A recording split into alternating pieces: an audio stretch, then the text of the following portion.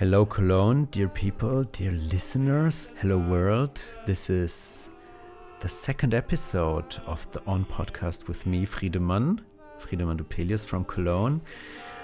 I hope and I think that at least some of you have listened to the first episode, which was about the smacking sound of a Swabian potato salad. Since we have listened to a sound essay in the first episode, and I wanted to present you some different view on the topic of this podcast, which is moving inside a triangle of sound, knowledge and fiction. So it deals with sonic knowledge or sound fiction and how these things can intertwine. I want to talk about this stuff with a guest, and I'm very happy to say hi to Áron Birtalan from Stockholm right now. Am I right, Áron? Yeah, hi. Hey. Hi. Happy to have you here. My first question I have for you is, how did the two of us meet? We were put together by matchmakers of a festival that we both applied to called Guterstoff Festival. It's a new initiative and it takes place in Cologne. We applied both to this festival to be guest artists contributing. The way that the festival works, at least how it worked last year, and I think the year before, is that the curators kind of group their artists together in bigger and smaller teams and invite them to produce a work together for the festival, which is a leap of faith, and I really commend them for kind of taking such a route. And Friedemann and I, we were put together to be in the same team along with Nicolas Brummer. Shout out to Nikki. I miss him a great deal. This is the things that people on podcasts say. Yeah, it was pretty great. I think a lot of both doing the festival was a fun time, but I think for me the takeaway of getting to know both of you and also experiencing your work, and also see how I can look at and touch what I do through the way that you approach things, have been quite great. So that has been really wonderful. Okay, Áron, maybe the people are curious and getting to know more about you. You have the choice. Do you want to say who you are, or should I do that? I would be happy to get an intro from someone else, because this is a rare chance. So, yes. Okay, so this is fully improvised now. Áron is a magician. They grew up doing fantasy camps for children in Hungary. Everything I will say now is 100% true. This is not fiction. So they did this fantasy and magic camps. They have a soft spot for theology, for mysticism, for magic, for, I would say, monkish kinds of metal, drone and noise music. They are playing the guitar at night at the campfire and singing songs that really touched me in the Black Forest. They are doing a PhD in Sweden. And I think, Áron, it's your turn now. Cool. Thank you so much for that lovely intro. It means a lot to hear these kind of things from others. So thank you for giving that. Yeah, I think it's hard often for me to define like what I do and along what ways, and this is also something that I kind of end up changing my bio all the time, kind of emphasizing either the kind of the formats that I choose or the topics that I pick, because these things kind of seem to be differing. But I think a good rule of thumb is for me is that I have a practice in which most of the time I end up being in the role of a guide, and that takes in many forms, either through kind of participatory experiences where kind of people show up and I kind of propose them to do something, to imagine something, take part in fictional workshops or real workshop engaging with fictional activities, although we can go into this kind of ideas of what is fiction and what is real. But I also have a soft spot for communicating what I do or doing the things that I do, not necessarily through in-person experiences, but through publications and sound and musical releases. I guess mystical theology could be like a good intersection of practices of magic and kind of theological understandings. So that's definitely one part. The other part is play and participation, especially in an artistic context. And the third part would be experimental and electronic music and sound. These kind of sources are present both as kind of elements and materials within what I do, but they are also bring with themselves their own way of thinking and seeing. And for me, a lot of joy is coming from being able to watch these different fields through each other's lenses and see what reveals. Like, for example, how it is to watch theological practice through the lens and the language of experimental music, and what is being revealed to you, or what kind of things flower when you do that kind of viewing from one thing to the other. And kind of conversely, which is something that I did at one point, to look at the kind of the logic or the language of modular synthesis through the understanding of how different Central European folk magic practices operate and what is being revealed at that moment.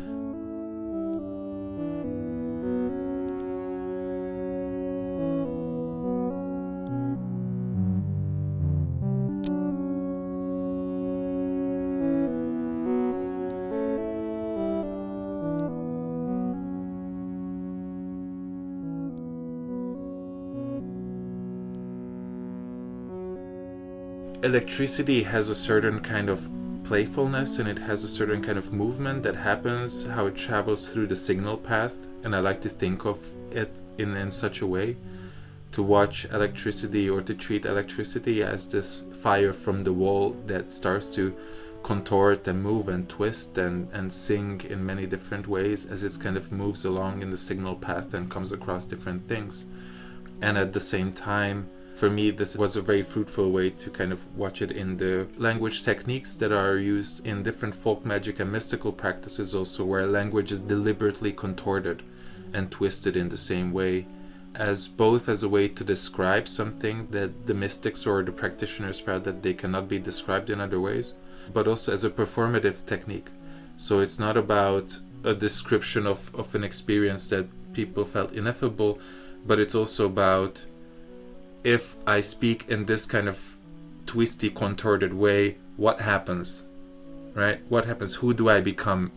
Does it mean these people you're speaking about, or even yourself in your experiences that you're doing for and with other people, that they and you invent fictional languages on their own? Or does it rather mean you have something existing, some existing language, and it sounds, and just twist it a little bit? I think it's maybe the latter. So it might be like a contortion of language, but I think I made pieces where it wasn't maybe language based, but communicating through sounds, and those definitely didn't have a sort of linguistic reference point, but it was more about taking in sounds that you hear and doing some kind of internal modulations. So the modular synth is you, and there's an input in your ear and the output through your mouth, and then how the game is guided, or how the experience is guided, is giving you different techniques of how to modulate the sound, by the time it leaves.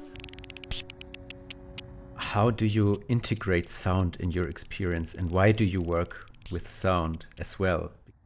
I think it comes from many things. I mean, it's the first kind of art form that I was engaging with kind of more seriously was experimental music, also as a teenager and up until my mid-20s. And I kind of dropped that in order to start developing this practice as a guide. So sound and music are present, or at least in two layers, and those two layers are not separate at all, but these can be interesting perspectives. One is in a very literal way, like especially these days, I soundtrack my things quite a lot, which is either present as different kind of soundscapes that are in the experience, but they are also present as sort of techniques that the audience can try. For example, we do different exercises that involves talking into microphones that are running through different effect chains, doing different sounding and voicing and listening activities. So I think those things that are kind of, extended compositional techniques that we know from contemporary music and experimental music very much make their way there, not just directly as, like a backdrop of something, but also as exercises to engage with. Even in mystical practices, ideas that are relating to incantation and spellcasting and relational things, we also kind of see a historical link between, for example, devotional practices or mystical practices and contemporary music practices. The other perspective of sound is being there is how I guide. I usually guide through text, and this text is being read by either by me or by other guides. And I'm quite meticulous about how this text is being composed and how this text is being performed. I've seen you struggling to find the right 2 sentences, for example, for a guidance. You know, I have no dramaturgical schooling. I've never had a theatrical education in my life. But my approach of thinking about guiding, or the way that the text is composed, is literal from a compositional perspective, where the instruments that I'm composing for is you, in terms of how to make a counterpoint between what I say and what I want you to physically experience, for example, how those can enter kind of different kind of harmonic points. When I want you to focus attention on one particular thing and how fast and for how long, when do I want you to spread attention in a different way? So there's, when you read through a guiding text, and especially when you listen to it, there's definitely a movement. You sense a movement taking place that is very similar to how music moves or can move.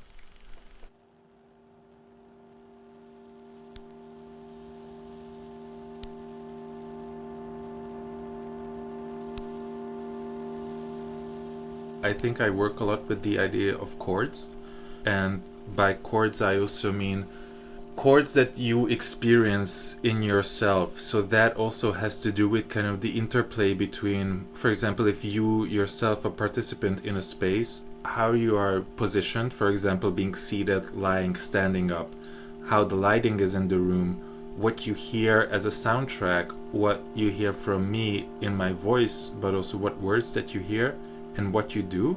These are all separate notes in a chord. And I kind of very meticulously play with how the different kind of positionings, and of course there's all these secret chords that you yourself make that I don't know about, but I really much play with the idea of how these things are interlinked. Yeah, I totally immediately can relate to your experiences in experimental or drone music, where you have chords being played for 5 minutes and then just one of the 5 notes is changing and everything is changing by that. And that 5th note could be asking you to stand up where you were sitting. It's like that's a note change as well.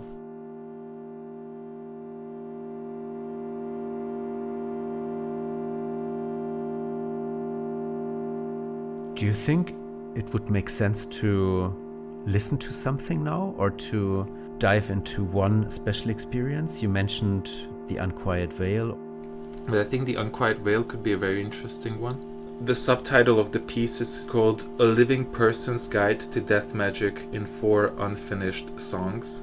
It's a roughly between 3 and a 4 hour long experience, where the participants partake in a workshop in which they develop their own practice of what is in the title referred to as everyday death magic, and develop a relationship with an imaginary entity that they create, every one of them individually, and then make a pact of living together with this entity. The entity, which is called the Unbeing, is created by a collective ritual that it's at the very beginning. I would say collective activity rather than ritual. It is for a maximum of 13 people. I think 6 people are a good number, because it's also the group supports each other in different ways. So sometimes people work on their own things, but they are guided together, so they are in the same space.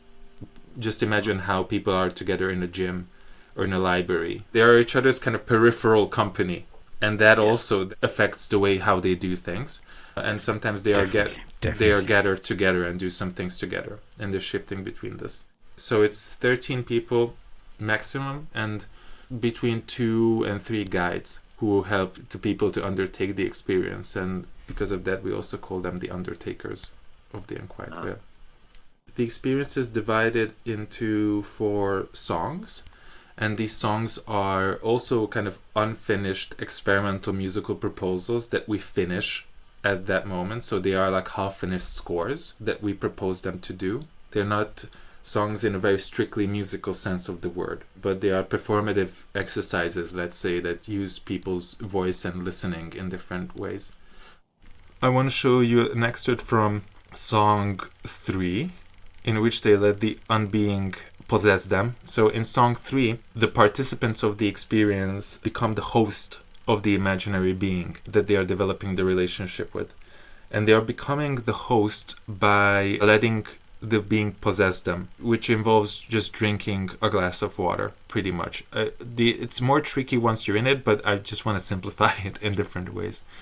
And of course, it's one of the things that happens when you make experiences like this, that something that was completely banal as drinking a glass of water an hour and a half ago, now it has a lot of significance, and not a significance just in terms of some sort of mental reverence, but your body kind of just responds to it in different ways, which in terms will give you different verbal responses also. So these things are, of course, very much in a feedback loop.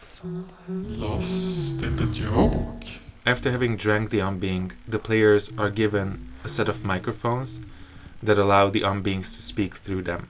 And we, as guides, use that opportunity to interview the unbeings, to both satisfy our curiosity, but also to make the unbeings being heard. It's too much.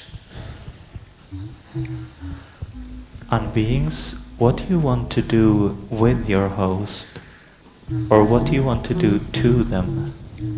Tell me. Nothing.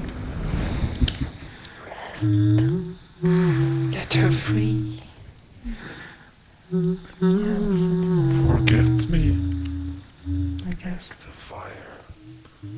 Larger. Observe. Merge. Forget me. Encourage her to be brave. Merge into the ground.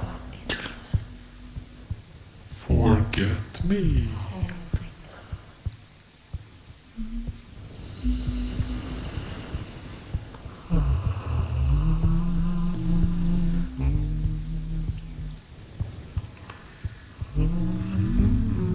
Unbeings, if you could do anything or become anything, what would it be?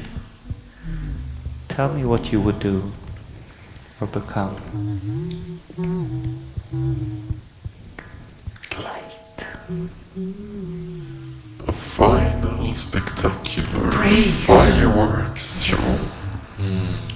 Star and distant galaxy. Vibrant. everything. Final spectacle.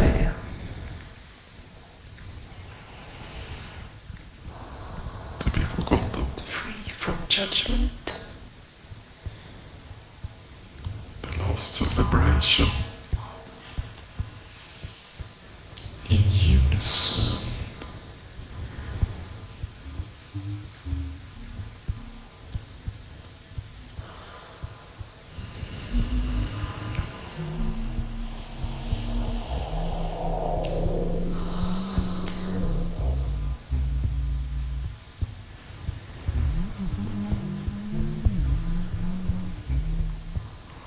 Irrelevant.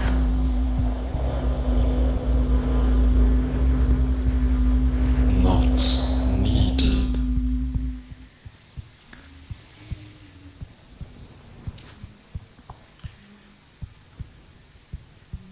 Unwanted.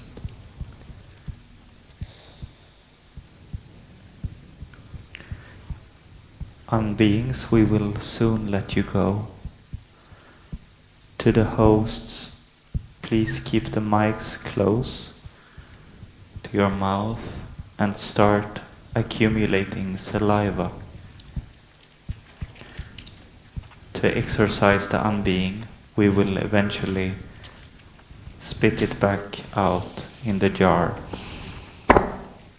But we need saliva for that.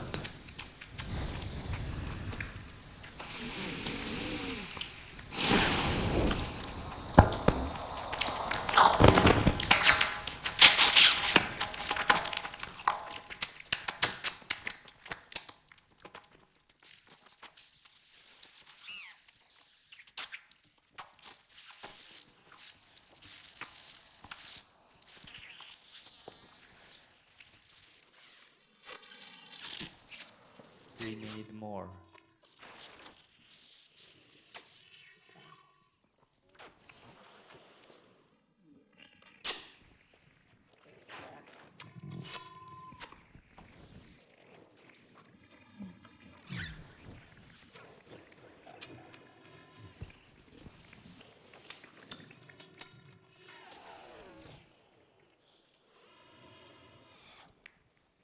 We need more saliva.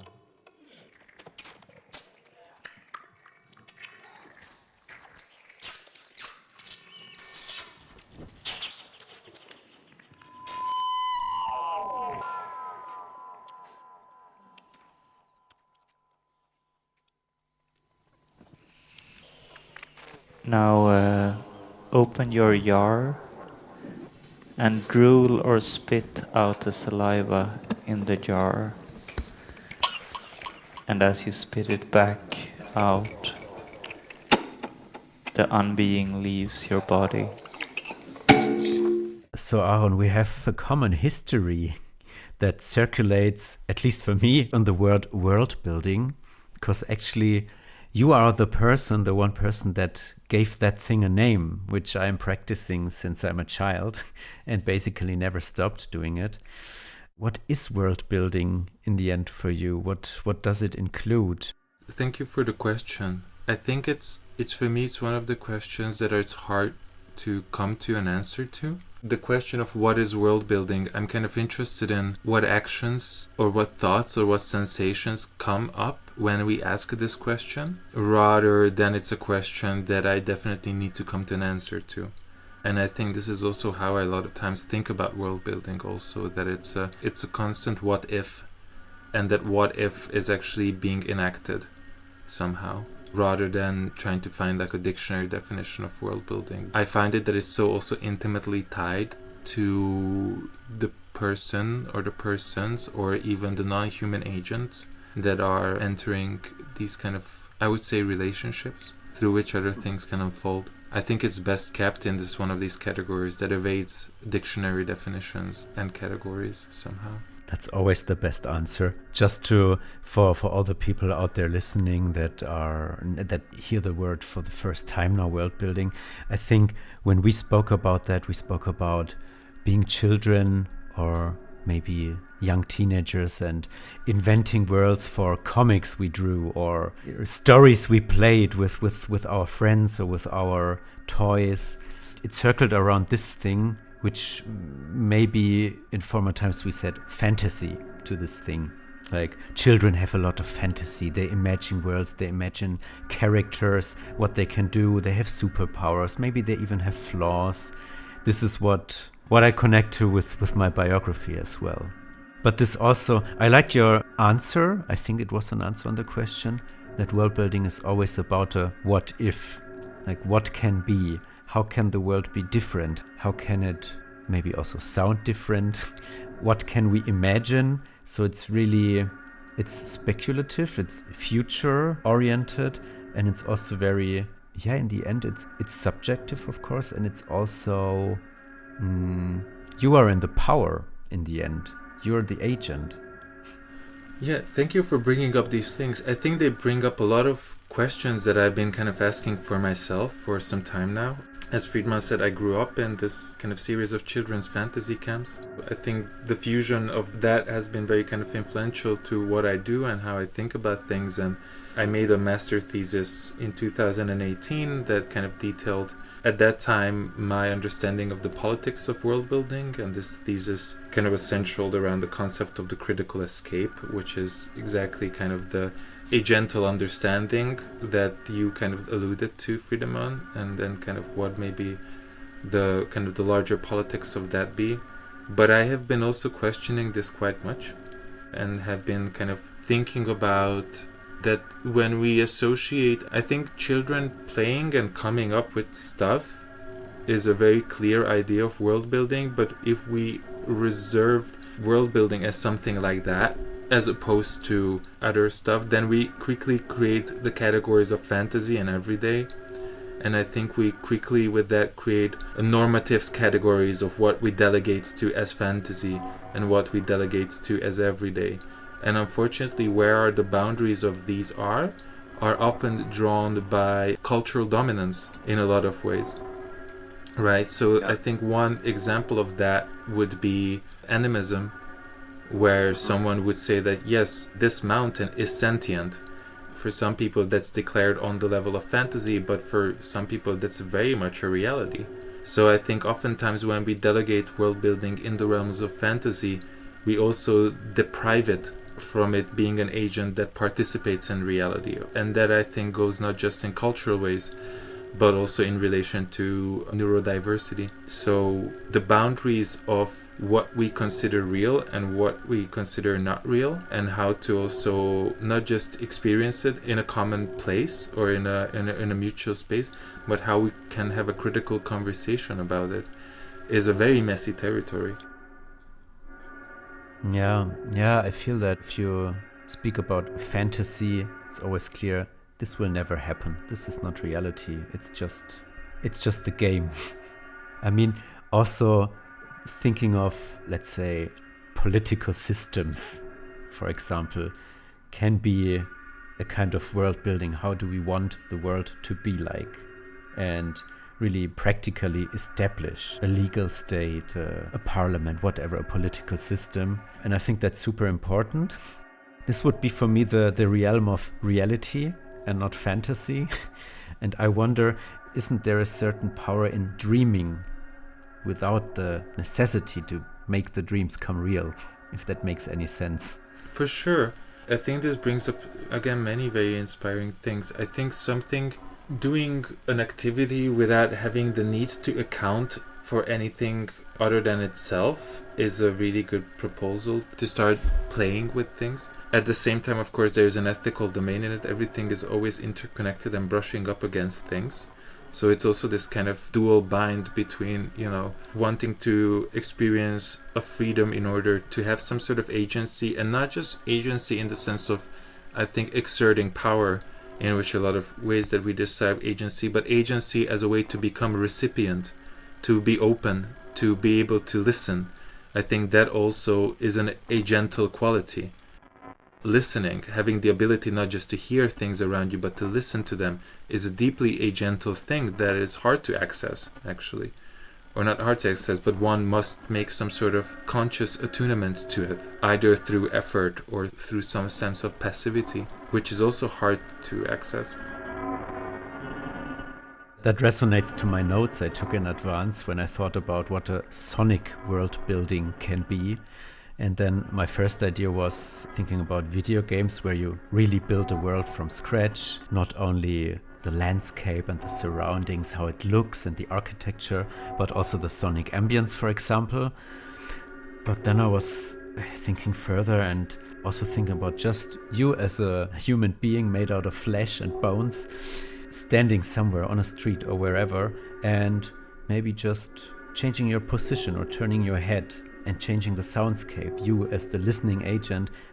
And in the end, this is also sonic world building for me. And I think this is what you described right now. Exactly. And I think for me, I do, it's probably kind of, I'm a bit hesitant with the term world building because it just brings so many things in it somehow. So I cannot settle on one kind of definition of it, of what it is, even what it is for me. But I think there is definitely something in the idea, which is something I often use in my practice, which is that you don't start with established kind of larger frameworks, but you start with proposing some way of being in the world or some way of forming a relationship with the world. And just by following that and kind of responding to it in different ways, things kind of just snowball into being. And this is for me very much informed by the quantum physicist / philosopher Kerim Butz's idea of agental realism and interaction, where she and a lot of her contemporaries also pose that relationship precedes the suchness of things. So everything starts with a relationship and things become into being through the relationships. The things don't exist, the relational tension exists first. And this is also just, of course, analogized in how the void fluctuates on the quantum level in different ways, and the way that the void dances in different kind of movement. That's how things are actually becoming, because the more and more you zoom into someone, you realize that there is, on a subatomic level, there is just void dancing in different ways. So their kind of extrapolation was that, okay, so relationship is at the heart of everything. And if we kind of bring that back to what you proposed, of course, one person who has actively worked with applying this idea to exercises like the one of turning your head would be Pauline Olivieros. I mean, the deep listening practice is fundamentally a world building practice. Yes, in that sense, totally. That has that as its core, right? It could also be what I also written down, using or deciding for the use of earplugs, or turning a volume knob just plus or minus 2 dB, for example. Yeah. If we go back to the idea of the chord, this is, again, you just introduce a tiny element. And of course, what we know from a musical perspective of chord, like if you change one element, it's not that just that one element changed, you change the entire harmonic spectrum of the chord, right? So some things actually snowball from there already. It will change the other notes also within the chord. So I think what I want to bring in this for is because people often think of world building as this very elaborate kind of activity of people constructing like fantasy universes, you know, the likes of Tolkien or Harry Potter or Game of Thrones or whatever, where different kind of races and geography and history are established in very meticulous detail. And languages as well, and sound of that language. Exactly, yeah, languages, but also cultural codes, right? So what is in the southern part of this fictional country, things happen in a certain way, and in the northern part things happen differently, right? So there is also this kind of, and that's the magic of it, of making this kind of super elaborate world building, because you can also think along with them, right? So you can be part of this kind of world. But in this case, I would argue that most of the world building is done by the artist, and you yourself, of course, fan fiction is a way to join that world building, and we've seen that in fantasy universes where people have been continuing the story either by adding to what the author has written or changing it and doing different kind of historiographies to it. But there is also this other kind of level of world building where it basically just introduces tiny changes to someone's way of being and perceiving, and let things kind of roll out from there, which means that there is definitely authority from the author's perspective in terms of what they propose and how they propose it. But at the same time, a lot more agency, both in how to act and what to receive, is given to the audience or the participant or the reader or the listener. I just had to think of Vardana, which was the project that came out when Áron, Nicolas and me met, and which we worked out for the Guter Stoff Festival. I didn't plan to really explain a lot what it is about or what it was about. I think it's interesting for you, the podcast listeners, just to hear or listen to some of the questions that Vardana posed in their book, Being Heard, Being Held, which we refacilitated on the festival. And I would just like to put some of those questions now in the acoustic space of this podcast and let you, the listeners, yourself be the agents and answer that questions in your sonic fantasy. So, dear listener, please feel invited to listen to the river which is closest to your place.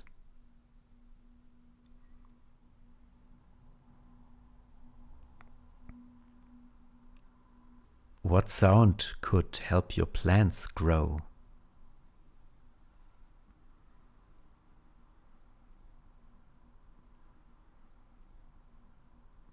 What will be the next sound coming from outside your room?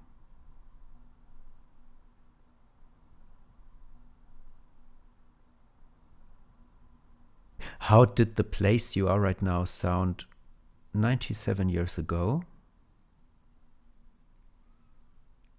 And how will it sound 44 years in the future?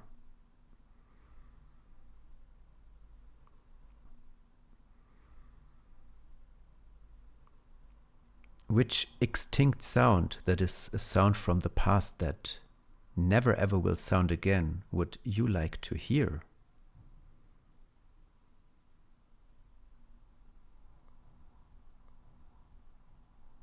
And as a last one, imagine listening to a voice in the shape of a pyramid overgrown with moss and lichen.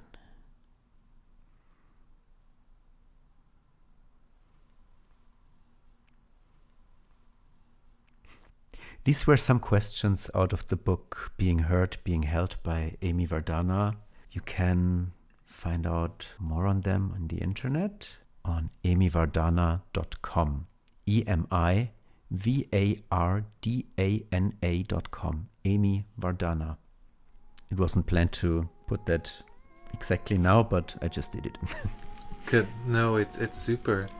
In terms of maybe not directly, but it kind of started a ripple in me.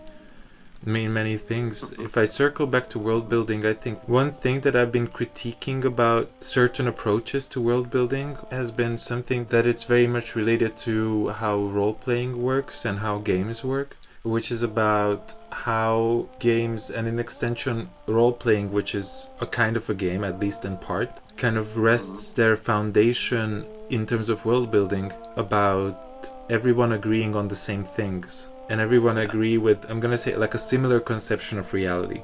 And that is somehow a requirement for the whole thing to happen in any way. And I don't doubt the... Reality within that world? Exactly, yes. Yeah, exactly. Yeah. Not in total. Yeah, exactly. Like the reality within that world. Like, we decide that we are space cats who run a Wild West saloon, or we are stock photo characters stuck perpetually in a stock photo office, or we decide that we're just who we are right now, but our legs slightly hurt, or whatever it is. But it kind of rests on this kind of foundational agreement, right? And some of these things are kind of set in stone, and some parts of it can be negotiated kind of along the way. This is just how a lot of games work. Like Monopoly, has kind of the foundational agreement that the game of Monopoly is being played on the board and roughly around it. So there are these kind of things, and it kind of, the whole thing rests on everybody kind of agreeing on that and kind of upholding it. But I'm wondering, like, when we go into the territory of, for example, sonic world building, I think we get into a much more messier territory. If we talk about something like world building through listening, then the different subjectivities of everyone's listening experience will drastically impact what worlds are being created. So this is an interesting thing about, like, listening and hearing together. And by together, I just don't mean humans together, but just agental bodies together that can be non-human. How can we still coexist in a place where our worlds that are being built might be vastly different internally or per relationship, right? So it becomes in a very different kind of poetic and political territory than, for example, agreeing on one thing. It's a total different concept, a total different world in the end. I think this is something that I'm interested in, what listening highlights, because listening has this kind of really fragile subjectivity that cannot be separated from it somehow. And I think there is a very different thing in me in sonic world building, rather than, for example, how world building is understood through a fantasy author writing out a fantasy universe, right?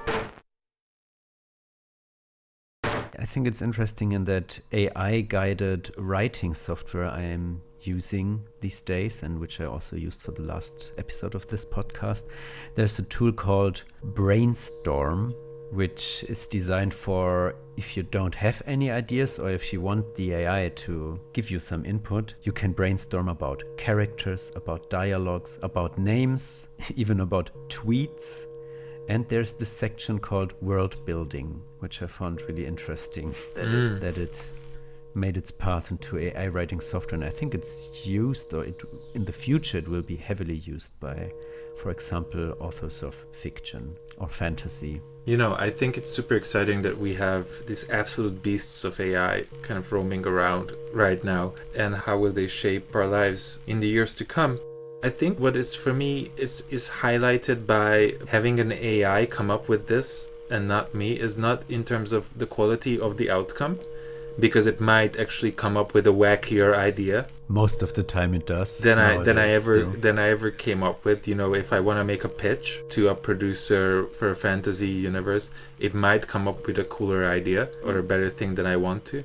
But at the same time, I myself am deprived from a very essential factor of world building, which is that it's a creative process and it's a form of playing. So that is being taken away from me, and that's being outsourced to be automated by the AI. And I want to make a strong argument here that I think world building is primarily a form of playing, and it's a form of creating, and it's a form of becoming with. So it's often, it's not about, I know that this idea that the process, not the product, is important, has been beaten in the ground by the art discourse, so it's hard for me to bring it up without it sounding empty. But I think it's a very important thing to double down on here. That world building is, of course, something to receive the fruits of if someone has, like a fantasy author's receiving. But I think if we go back to world building as an act of listening, also, it's something to be experienced. I mean, there's a joy in having things unfold through you, but there's also pain and struggle and anguish in it. But those are wonderfully precious parts of the human condition, and world building as an activity can open us from that. So the impoverishment that I'm concerned about when it comes to AI is not the impoverishment of like, oh, the AI will have better pitches than us. That is just like, but no, coming up with this thing yourself or with others is fun. So we need to remind ourselves of that, and not let that completely go in the wake of all these new technologies arising. I see it definitely more than one element I can play with. So I don't hit the world building button to get a better pitch or a better world or whatever. I hit it because it's part of the play. It's part of the game. It's like a cube I would use. And then it stays fun. For sure. But that is already with an intentionality to how to position of what it is in what you do. I mean, of course, and I think that point, AI also becomes assistive intelligence, which is very interesting because it's kind of contextualized in its role. Like, so what is it used for and what is it not used for? Should we, or do you have another example we could listen to, and just you having explained it a bit to round it up and make this podcast come to an end? I made in 2019. I came in the possession of an audio cassette archive that belonged to my aunt, and this audio cassette archive was her home recordings that she secretly recorded throughout 40 years of her life. And we just learned of this existence of this recording archive after her passing in 2015. And in this experience, I've taken 3 tapes from this archive, which don't contain any conversational sounds, but they contain, I don't know how they came to be, but they contain more noises and soundscapes. And I created this one tape out of it. The experience has like roughly 3 parts. It's a participatory experience for, I think, 10 to 12 people. In the first part, we kind of learn some exercises that are inspired by deep listening, but they are more in the line of what we talked at the very beginning of, also how to listen to sounds and take them in and kind of spit something different things out of them, to how to become a human modular synthesizer in many ways. But that taking in sounds and spitting them out often doesn't happen just through voice, but also through moving through space and kind of non-verbally interacting with your environment. That includes the architectural location, but also others in the space. So first you learn this technique of like listening and responding to sounds around you in such ways. This is in the first half. In the second half, you listen to this selection of the audio tapes that I kind of cropped together, but the sounds are pretty much unedited and are from the tape. And you enter into a sort of conversational interaction together with this audio cassette tape through the techniques that you've learned before. And for me, this has been an important turning point in my practice, how to go into something that it's kind of can be, for me, understood as a contemporary form of mysticism. I would say mysticism here acts as an interface for an intimacy with the unknowable, and how my practice can function like that. Like, it's a point of touch through which you can become intimate with that would otherwise would absolutely elude any attempts of knowability or being known, but you can still get close to them. So now Áron has prepared a part of that experience, Katalin, which we are listening to in a few moments. This recording will be the end of this episode. I'm glad that you made it to here and listened to our conversation, and I hope you got some inspiration. And I want to say thank you a lot to Áron for being here with me. Thank you for having me. It's been an absolute pleasure. Yeah. goodbye. Goodbye. Sound on. The archive will open to us. It will allow us to go deeper and deeper in creating the past. Not further back in time, but further experiencing, molting, embodying the past until it gets more and more palpable. Our truth, our input, is the air. We will use it to steer up the winds of the past and ultimately become present.